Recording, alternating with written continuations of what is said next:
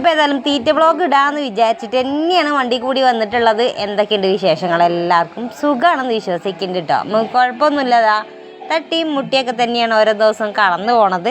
ഇന്ന് ഇന്ന് വെള്ളിയാഴ്ച ഉണ്ട്. ഇന്ന് വെള്ളിയാഴ്ച ആകുമ്പോൾ നമ്മളെ മൂപ്പർക്ക് പണിയില്ല, അതുകൊണ്ട് തന്നെ എന്തെങ്കിലും ഒരു സ്പെഷ്യൽ ഉണ്ടാവും. വെള്ളിയാഴ്ച ആകുമ്പോൾ നമുക്ക് പള്ളീൻ്റെ ദിവസമാണ്, പിന്നെ പോത്തിൻ്റെ ദിവസമാണ്. അപ്പോൾ നമുക്കിന്ന് പോത്തിറച്ചി വാങ്ങാമെന്നാണ് വിചാരിച്ച്. അപ്പം മക്കളൊക്കെ അത് സ്കൂൾക്ക് പറഞ്ഞയച്ചാണ്ട് ഞാൻ മാത്രമേ ഉള്ളൂ ഇവിടെ. ഞാനും നമ്മളെ മൂപ്പരും കണ്ണന് ഏതോ വൈക്ക് പോയിക്കണേ, അപ്പോൾ ഓനെ കൂട്ടണ്ട. അപ്പം നമ്മളെ മെമ്പറെ കണ്ട നമ്മളെ വീട് ആകപ്പാടെ ചോർന്നൊരിക്കും കേട്ടോ. മഴ അങ്ങോട്ട് പെയ്താൽ അറിയാം എവിടേക്കാണ് ചോരാത്തത് ഇല്ലതെന്ന്. ആ സ്ഥലം നോക്കി നിൽക്കാം. മെമ്പർ കാണുന്നുണ്ടോ അതൊക്കെ? അപ്പം അങ്ങനെ കേട്ടോ. അപ്പോൾ ചെതൽ പിടിച്ച് അകപ്പാടെ അങ്ങോട്ട് എരപ്പായിട്ടുണ്ട്. ഇനിയിപ്പോൾ ഒരു വീട് കിട്ടാൻ വേണ്ടിയിട്ട് മെമ്പറോടൊന്ന് ചോദിച്ച് നോക്കണം. ഇടയ്ക്കും തലക്ക് മെമ്പറെ കാണുമ്പോൾ ഒന്ന് ഓർമ്മപ്പെടുത്തണം. അപ്പോൾ അങ്ങനെ ഇതാക്കണത് എൻ്റെ അപേക്ഷ ഇതാ ഇപ്പം തന്നെ നമ്മൾ യൂട്യൂബിൽ അങ്ങോട്ട് പറഞ്ഞിട്ടുണ്ട് മെമ്പറെ, ഒന്നും വിചാരിക്കേണ്ട. അപ്പോൾ ഇത്രയും ഇല്ലാത്തവരുണ്ട് എന്നൊക്കെ അറിയാം, എന്നാലും നമ്മൾ തന്നെയാണല്ലോ വലുത്. അപ്പോൾ എല്ലാവർക്കും ഉണ്ടാവട്ടെ, അതിൻ്റെ കൂട്ടത്തിൽ ഞങ്ങൾക്കും ഉണ്ടാകട്ടെ. അപ്പോൾ അതൊന്നല്ല ഇപ്പോൾ വിഷയം പറഞ്ഞിരുന്നത്, അതൊന്നല്ല. ഇന്ന് നമുക്ക് പോത്തിറച്ചി വെച്ചാൽ പോത്ത് റോസ്റ്റാണ് ഉണ്ടാക്കിയല്ലോ, ബീഫ് റോസ്റ്റ്. അപ്പോൾ അതാണ് ഉണ്ടാക്കുന്നത്. ഇപ്പോൾ സിമ്പിളായി ഹമ്പിളായിട്ട് ഉണ്ടാക്കുക. അപ്പോൾ വെറും നെയ്ച്ചോറുണ്ടല്ല, സാദാ ചോറ് ഉണ്ടാക്കണ്ടെന്നല്ല വിചാരിച്ചാണ്ട് ഒരു 1.5 കിലോ നെയ്ച്ചോറിൻ്റെ അരിയും കൂടി വാങ്ങിയിട്ടുണ്ട്. അപ്പോൾ അതും കൂടി ഉണ്ടാക്കുക. അപ്പം നെയ്ച്ചോറും ബീഫും, ആഹാ സ്വർഗം. അപ്പോൾ ആ സ്വർഗത്തിലേക്ക് പോകാനായിട്ടാണ് ഞങ്ങൾ കൂട്ടിക്കൊണ്ടു പോണത്. അപ്പോൾ നമ്മൾ നെയ്ച്ചോറ് റെഡി ആയിട്ടുണ്ട്. റെഡി ആയിട്ടുണ്ടല്ല, അടുപ്പത്ത് വെച്ചിട്ടുണ്ട് ഞാൻ. പിന്നെ ഞാൻ ഉള്ളി, തക്കാളി, വെളുത്തുള്ളി, ഇഞ്ചി, പച്ചമുളക് എന്ന് പറഞ്ഞ മാതിരിക്കല്ലോ ഒരുവിധ സാധനങ്ങളും നന്നാക്കി വെച്ചിട്ടുണ്ട്. അപ്പോൾ പെട്ടെന്ന് ഉണ്ടാക്കുക കേട്ടോ. മൂപ്പര് കഴുകി തരും കേട്ടോ. ഏതായാലും ഇറച്ചി കാര്യങ്ങളൊക്കെ കൊണ്ടുവരുമ്പോൾ മൂപ്പര് തന്നെയാണ് കഴുകി തരും. കോഴിയല്ല, ഈ ഇറച്ചികൾ കേട്ടോ, ബീഫ് അങ്ങനത്തെ കാര്യങ്ങളൊക്കെ കൊണ്ടുവരികയാണെങ്കിൽ മൂപ്പര് തന്നെയാണ് ക്ലീൻ ചെയ്ത് തരല്. എനിക്കത് മുറിക്കാനോ കാര്യങ്ങളോ ഒന്നും എനിക്ക് കഴിയൂല. കയ്യായിട്ടല്ല കേട്ടോ, അതിപ്പോൾ മടിയാണ്. അതുമ്പോൾ അങ്ങോട്ട് തൊടാനായിട്ട് മടിയാണ്. അതുകൊണ്ട് ഞാൻ അതങ്ങോട്ട് തൊടലില്ല. മൂപ്പര് കഴുകി തന്നിട്ട് പോത്തിനെയും കൊണ്ടിട്ട് പോയി. ഇനി ഏതായാലും കുറച്ച് നേരം പച്ചക്കറിയിലൊക്കെ പണിയെടുത്തിട്ട് പോത്തിനെയൊക്കെ കുളിപ്പിച്ചിട്ടൊക്കെ ആക്കം പോലെയൊക്കെയാണ് വരുള്ളൂ. അപ്പോത്തിന് നമുക്ക് ചോറും കൂട്ടാനും കാര്യങ്ങളൊക്കെ ഒന്ന് വെക്കണം. അപ്പം ഞാൻ വേഗം ഓടിച്ചെന്നിട്ടൊന്ന് കുളിച്ചു. കുളി കഴിഞ്ഞ് നേരം വേഗം ഒന്ന് നെയ്ച്ചോറ് അടുപ്പത്ത് വെച്ചിട്ടാണല്ലോ കുളിക്കാൻ നിന്നത്. പിന്നെ അതാ ഇറച്ചി ഇതാക്കണം ഈ ഒരു അടുപ്പത്തല്ല, നമ്മൾ ഗ്യാസ് മേലാണ് ഉള്ളത്. അപ്പോൾ ഉള്ളി വയറ്റി കഴിഞ്ഞിട്ട് ഒരു 1.5 ഉള്ളി ഞാൻ എടുത്തിട്ടുണ്ട്. കറി കുറച്ച് ഇത്തിരി വേണം കേട്ടോ, ഗ്രേവി അല്ലേ വെക്കണം. അപ്പോൾ ഇത്തിരി കറി വേണം. ചെറുള്ളി ഏകദേശം ചെറുള്ളിയാണ് ഞാൻ എടുത്തിട്ടുള്ളത്.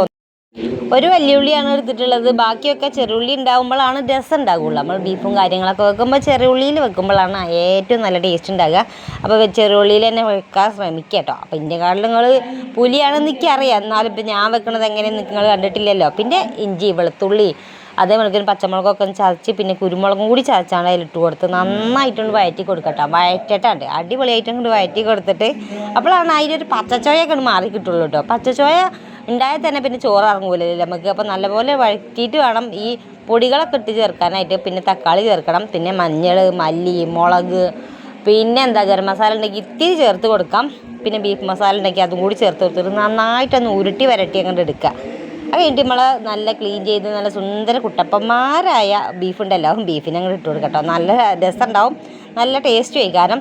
പിന്നെ ഈ ഒരു നോൽമ്പും കാലമൊക്കെയാണ്. അപ്പോൾ നിങ്ങൾക്ക് വെക്കാനറിയാത്ത കേടൊന്നല്ല, എന്നാലും ഞാനൊന്ന് പറഞ്ഞുതരാമെന്ന് വിചാരിച്ചിട്ടാണ്. അപ്പോൾ ഇങ്ങനെ ഒന്ന് വെച്ച് നോക്കി. ഇങ്ങനെയൊക്കെ തന്നെ ഇക്കാര്യങ്ങൾ വെക്കണത്, എന്നാലും ചെറുതായിട്ട് ഇന്ത്യ പോലത്തെ ഒന്ന് വെച്ച് നോക്കിയിട്ടോ. അപ്പോൾ ഇതിലേതായാലും ശിശുവാണ്, നിങ്ങൾ അത്രയും നോക്കി കഴിയൊന്നുമില്ല. ഏതായാലും ഞാൻ അതൊന്ന് കാണിച്ചു തരാമെന്ന് വിചാരിച്ചിട്ടാണ്. അപ്പം തിന്ന് നോക്കിയപ്പോൾ നല്ല ടേസ്റ്റ് ഉണ്ട്. ഞാൻ ഉണ്ടാക്കിയോണ്ട് പറയല്ല, നല്ല ടേസ്റ്റ് ഉണ്ടായിരുന്നു. അതാണ് ഞാൻ ഇവിടെ അപ്ലോഡ് ചെയ്യാമെന്ന് വിചാരിച്ചത്. വീഡിയോ തന്നെ അപ്ലോഡ് ചെയ്യാമെന്ന് വിചാരിച്ചത് അതാണ്.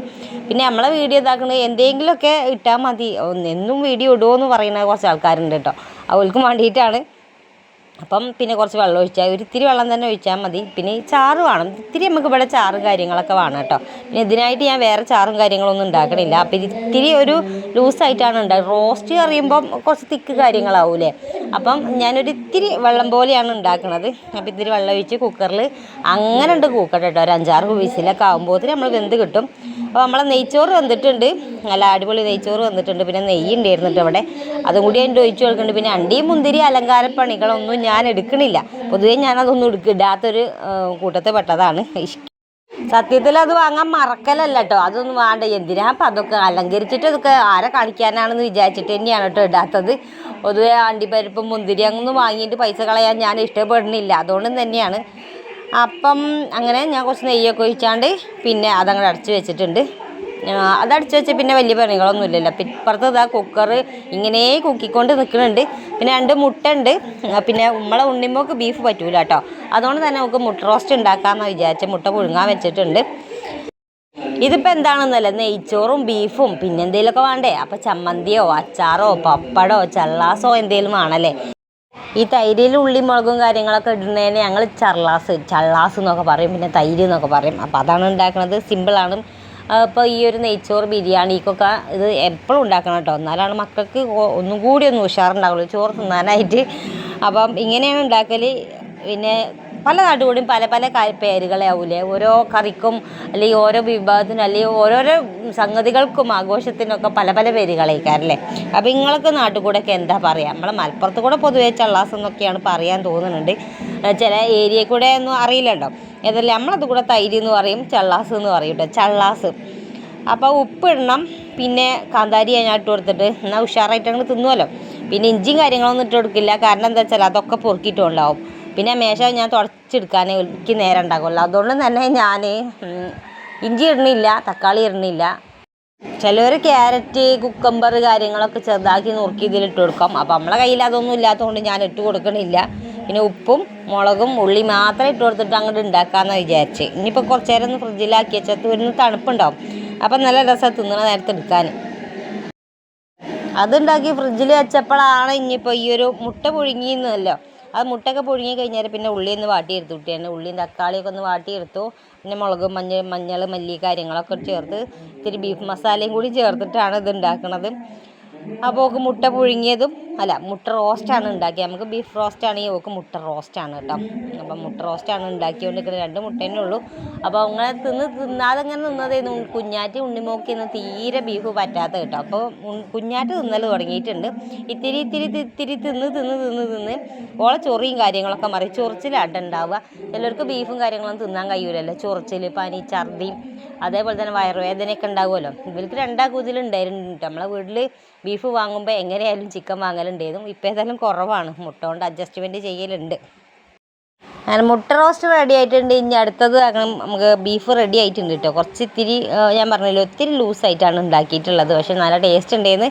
ഇനി ഒന്ന് വറവിട്ട് കൊടുക്കാൻ കേട്ടോ. അതാണ് മെയിൻ. കുറച്ച് ഉള്ളി ഞാനവിടെ അരിഞ്ഞ് വെച്ചിട്ടുണ്ട്. പിന്നെ കറിവേപ്പിൻ്റെ ഇല, ഉലുവ, ഒരിത്തിരി ഉലുവ ഇട്ട് കൊടുക്കാം കേട്ടോ. അപ്പോൾ അങ്ങനെ ഉണക്കമുളക് ഉണ്ടെങ്കിൽ അതും കൂടി ചേർത്ത് കൊടുക്കാം.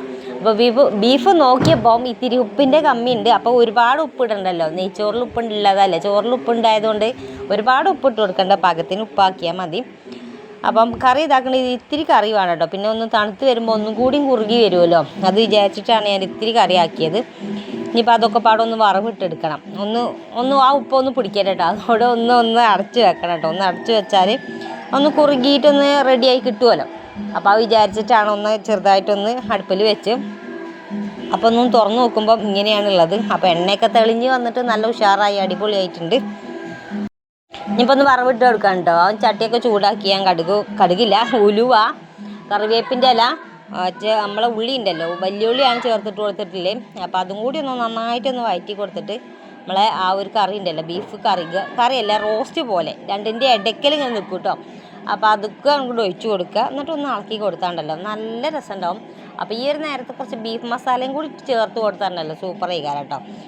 അപ്പം ഇങ്ങനെയാണ് ഇതിൻ്റെ ഒരു ബീഫ് കറിയല്ല, ബീഫ് റോസ്റ്റ് അല്ല, അതിൻ്റെ ഇടനടുവിൽ നിൽക്കണത് അങ്ങനെയാണ് ഉണ്ടാക്കുക. അപ്പം നെയ്ച്ചോറുക്കും ആണെങ്കിലും ചോറുക്കാണെങ്കിലും അടിപൊളിയാണ്. പിന്നെ നമ്മൾ പറയണ്ടല്ലോ പൊറാട്ടയ്ക്കൊക്കെ ആണെങ്കിലും അടിപൊളി നല്ല ടേസ്റ്റ് ആയിക്കാരം. അപ്പോൾ ഉണ്ടാക്കി നോക്കാത്തവരൊക്കെ ഒന്ന് ഉണ്ടാക്കി നോക്കുക. പെട്ടെന്ന് ഓടിച്ചാടിപ്പോയി മണ്ടി ഉണ്ടാക്കി നോക്കുക.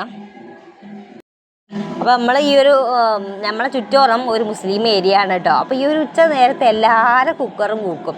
അപ്പോൾ ഇന്ന് നോൽമ്പ് ആയിട്ടും കൂടിയും എല്ലാവരും നേരത്തെ വാങ്ങിയിട്ട് നേരത്തെ വെക്കണ ആ ഒരു ഇതുണ്ടല്ലോ, എല്ലാവരും ഒക്കെ നേരത്തെ ആക്കി വെക്കൂലേ. അപ്പം പണ്ടത്തെമാർക്ക് ഒരു 3 മണി നേരം കഴിഞ്ഞിട്ടല്ല ആ നോൽമ്പ് മണി തുടങ്ങലില്ലേ. ഇപ്പം ഇന്ന് എല്ലാവരും രാവിലെ ഉണ്ടാക്കി വെച്ചാൽ ആ ഒരു ക്ഷീണം വരുന്നതിന് മുന്നേ ആക്കി വെച്ച് പത്തിരി പരിപാടിയും കാര്യങ്ങളൊക്കെ ഒന്ന് ആക്കി വെച്ചാൽ പിന്നെ ഒരു സമാധാനം ഉണ്ടാകുമല്ലോ. അപ്പോൾ അങ്ങനെയാണ് ഇപ്പോൾ നമ്മളെ അയലോകത്തും കാര്യങ്ങളൊക്കെ അങ്ങനെയാണ്. എല്ലായിടത്തും കുക്കർ കൂക്കണമാണെങ്കിൽ ആ കുക്കറിൽ ബീഫ് തിളക്കണമാണ് അങ്ങനെ ഉണ്ടാവലുണ്ട് കേട്ടോ.